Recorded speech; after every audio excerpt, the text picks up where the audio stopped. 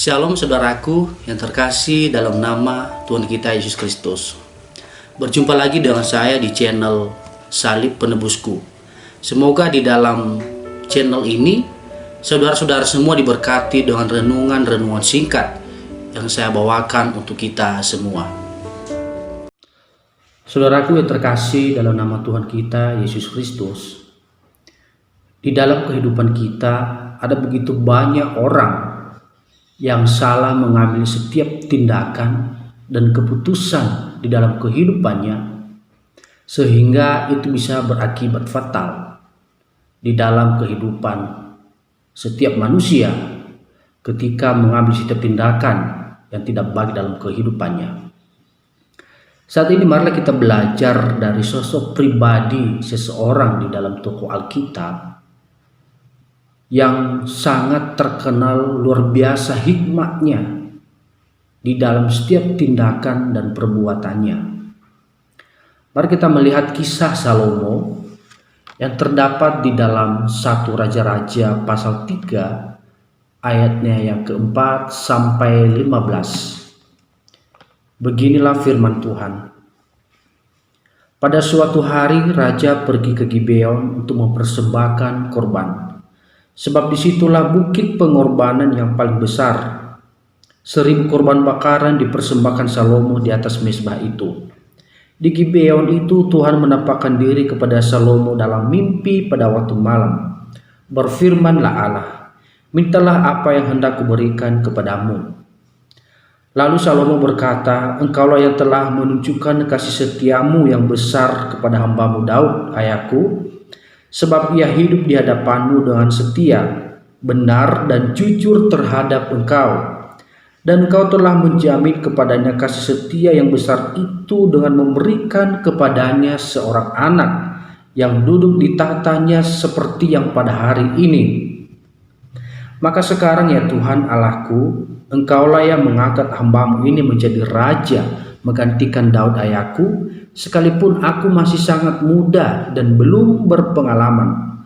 Demikianlah hambamu ini berada di tengah-tengah umatmu yang kau pilih, suatu umat yang besar, yang tidak terhitung dan tidak terkira banyaknya. Maka berikanlah kepada hambamu ini hati yang faham menimbang perkara, untuk menghakimi umatmu dengan dapat membedakan antara yang baik dan yang jahat. Sebab siapakah yang sanggup menghakimi umatmu yang sangat besar ini? Lalu adalah baik di mata Tuhan bahwa Salomo meminta hal yang demikian. Jadi berfirmanlah Allah kepadanya, oleh karena engkau telah meminta hal yang demikian dan tidak meminta umur panjang atau kekayaan atau nyawa musuhmu, melainkan pengertian untuk memutuskan hukum, maka sesungguhnya aku melakukan sesuai dengan permintaanmu itu. Sesungguhnya aku memberikan kepadamu hati yang penuh hikmat dan pengertian, sehingga sebelum engkau tidak ada seorang pun seperti engkau, dan sesudah engkau takkan bangkit seorang pun seperti engkau. Dan juga apa yang tidak kau minta aku berikan kepadamu, baik kekayaan maupun kemuliaan, sehingga sepanjang umurmu takkan ada seorang pun seperti engkau di antara raja-raja. Dan jika engkau hidup menurut jalan yang kutunjukkan dan tetap mengikuti segala ketetapan dan perintahku, maka seperti ayahmu Daud, maka aku akan memperpanjang umurmu. Lalu terjagalah Salomo, ternyata ia bermimpi. Sekembalinya ke Yerusalem, berdirilah ia di hadapan tabut perjanjian Tuhan, dipersembahkannya korban-korban bakaran dan korban-korban keselamatan. Kemudian ia mengadakan perjamuan bagi semua pegawainya. Saudaraku yang terkasih dalam nama Tuhan kita Yesus Kristus, ini adalah sebuah kisah Salomo ketika ia menggantikan ayahnya Daud menjadi seorang pemimpin besar atau menjadi seorang raja di antara bangsa Israel, yaitu menjadi pemimpin seluruh bangsa Israel. Mari kita melihat apa yang tertulis di dalam Alkitab mengenai apa yang kita baca tadi, bahwa terlebih dahulu ketika Salomo mempersembahkan korban kepada Allah, Tuhan menampakkan diri kepadanya dan mempersilahkan Salomo untuk meminta sesuatu kepada Allah yang pasti Allah akan tepati. Tetapi kita melihat di ayatnya kelima, di situ dikatakan bahwa di Gibeon itu Tuhan menampakkan diri kepada Salomo dalam mimpi pada waktu malam. Berfirmanlah Allah, mintalah apa yang hendak kuberikan kepadamu. Jadi saudaraku, terlebih dahulu Allah mendatangi Salomo supaya Salomo bisa meminta sesuatu hal kepada Allah ketika ia menjadi seorang pemimpin. Dan ketika Allah berfirman, pasti Allah akan tepati setiap permintaan Salomo pada saat itu, saudaraku. Tetapi mari kita melihat apa yang menjadi permintaan Salomo kepada Allah. Apa yang ia minta kepada Allah yang menjadi contoh bagi iman kita di masa sekarang ini. Kita membaca terlebih dahulu di ayat ke-7, di situ dikatakan bahwa maka sekarang yang Tuhan Allahku, engkaulah yang mengangkat hamba ini menjadi raja menggantikan Daud ayahku, sekalipun masih sangat muda dan belum berpengalaman. Jadi terlebih dahulu Salomo mengucapkan syukur kepada Allah karena Allah lah yang memilih dia menjadi raja atas seluruh bangsa Israel menggantikan ayahnya Daud. Dan tentu di situ dikatakan bahwa ia sangat muda. Ia masih muda dan masih belum berpengalaman menjadi seorang pemimpin yang bisa memutuskan hukum setiap perkara yang terjadi di tengah-tengah umat Tuhan. Saudara yang terkasih, di dalam menjadi seorang pemimpin pada saat itu membutuhkan suatu kedewasaan, membutuhkan hikmat, kehati-hatian di dalam mengambil satu keputusan, karena ketika keputusan salah, maka itu sangat berakibat fatal bagi bangsa Israel. Mari kita melihat apa yang menjadi permintaan Salomo kepada Allah ketika dia menjadi pemimpin di ayatnya yang ke-9. Di situ dikatakan, maka berikanlah kepada hambamu ini hati yang faham menimbang perkara untuk menghakimi umatmu dengan dapat membedakan antara yang baik dan yang jahat, sebab siapakah yang sanggup menghakimi umatmu yang sangat besar ini. Jadi saudaraku yang terkasih dalam nama Tuhan Yesus, ternyata permintaan Salomo kepada Allah hanya satu, tidak banyak, hanya satu permintaannya kepada Allah, yaitu hati yang faham menimbang perkara. Saya ulangi sekali lagi, permintaan Salomo kepada Allah hanya satu, yaitu hati yang faham menimbang perkara. Ini permintaan Salomo kepada Allah. Salomo tidak memiliki keegoisan di dalam dirinya ketika Allah memberi suatu pilihan permintaan bagi dia supaya dia bisa meminta sesuatu hal kepada Allah yang pasti Allah pasti kehendaki atau tepati setiap permintaan Salomo. Tetapi Salomo tidak banyak meminta hal kepada Allah. Di situ dikatakan Salomo tidak meminta umur panjang kepada Allah. Salomo tidak meminta kekayaan kepada Allah. Salomo tidak meminta nyawa musuh-musuhnya kepada Allah.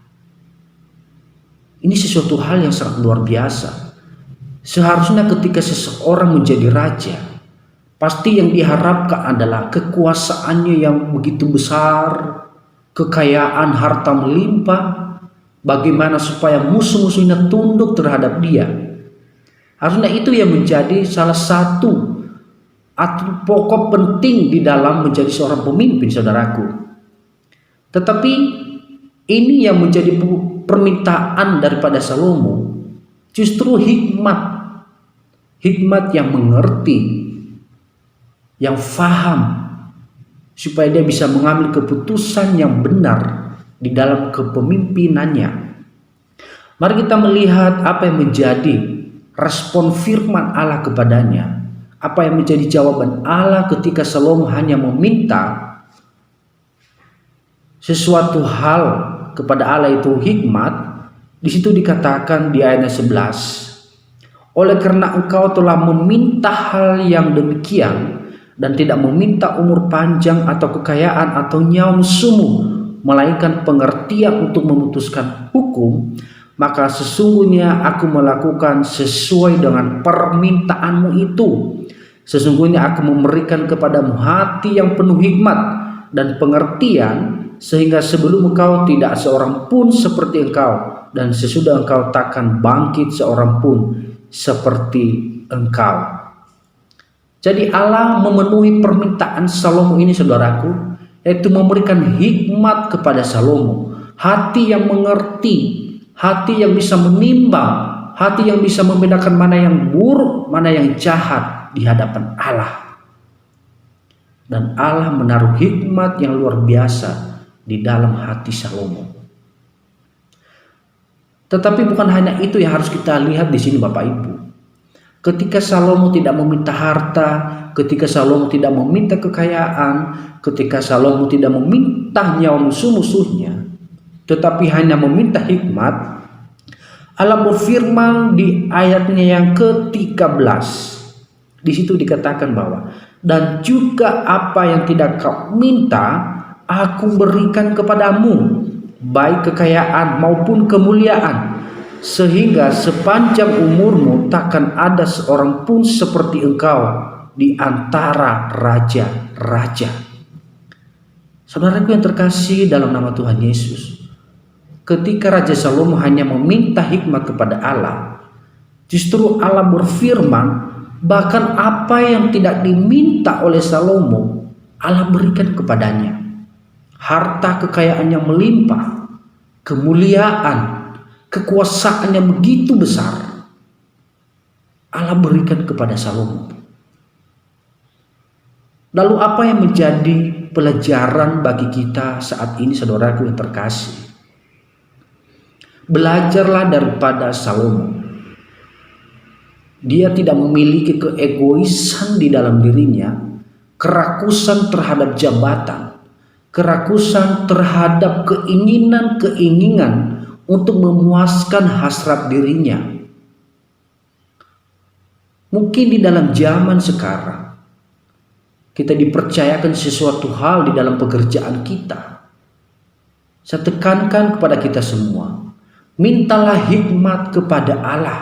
Ketika kita memiliki hikmat yang daripada Allah, maka kita bisa mengambil setiap tindakan, keputusan yang bermanfaat, yang bisa memuji, memuliakan nama Tuhan melalui tindakan dan keputusan kita di dalam pekerjaan-pekerjaan kita, saudaraku. Janganlah meminta kekayaan, janganlah meminta harta kepada Allah, janganlah meminta kepuasan-kepuasan diri kita, tetapi mintalah hikmat kepada Allah, karena hikmat adalah di atas segalanya. Karena hikmat adalah segala-galanya bagi kehidupan manusia. Ketika engkau memiliki hikmat, engkau bisa melakukan segala sesuatu dengan sukacita. Engkau bisa menerima segala sesuatu penuh dengan ucapan syukur. Sehingga hidup saya dan saudara sangat-sangat menikmati berkat yang daripada Allah.